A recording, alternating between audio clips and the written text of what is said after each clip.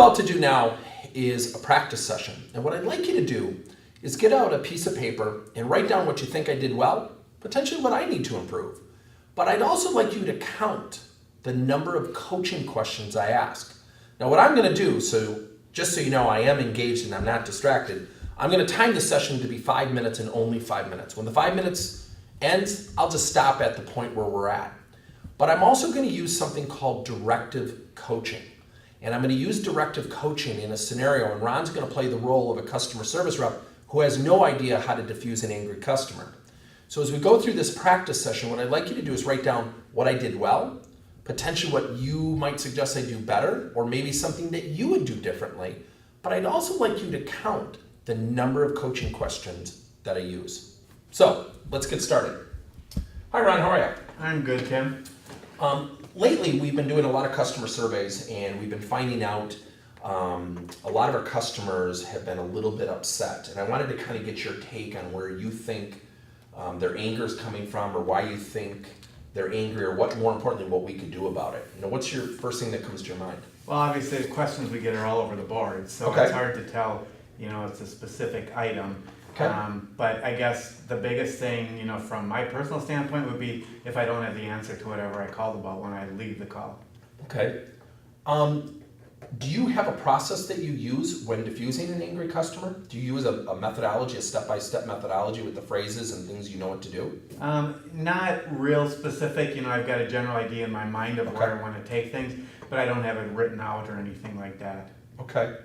Will you try various things as you're going through an interaction with a customer? It might change depending on where the customer goes. Okay. If somebody takes out, let's say, 10 steps, I might do something differently than if in the first 2 or 3 steps I can diffuse the anger. So when you said that you have kind of a rough idea of some of the steps, would you say it's well thought out, or it's kind of shooting from the hip? Which end of the scale would it go to? More of the shooting from the hip type of thing. Well, what if we looked at a step-by-step process that we could use, a framework that we could use, and if I were to teach you kind of 3 steps that I think would position you for success, would that help you? Oh, that would definitely help, yes. Okay. Well, the 3 steps are, we call it the 3 A's. First, ask questions and get clarification. Number 2, assure them that you've heard what they've said. But that doesn't mean you agree with their anger, because there's a fine line there, because it could come off as an admission of guilt. The third thing is action. I'm going to take action on behalf of you, of Mr. and Mrs. Customer. So what we need to do is come up with some questions where we can ask them questions. Mm-hmm. Number 2, how do we assure them that we've heard them do those things, or we've heard what they've said? And then the third one is to actually take action on what we've learned. Has anyone walked you through a framework like that before? No, not really. It's mostly, getting their questions and then just like you said, shooting from the hip. Okay, so you go right into solution mode. Mm-hmm. How would you describe your conversations with your customers? Is it fluid? Are there some dead spots as you're looking for answers? How would you describe them? There probably are dead spots. Most of the time I probably have the fluidity, but there certainly are dead spots where, either I'm looking for an answer or I'm thinking in my head, where do I want this to go next? Okay. Has anyone taught you some paraphrasing techniques where you could keep the conversation going by asking a lot of questions? They want us to ask questions, but nothing's really been taught per se. Okay. Where are those questions? Are they in your head? Are they listed in your cubicle? Where are those? I've got the notes, but they're not posted at my cubicle or anything like that. Okay.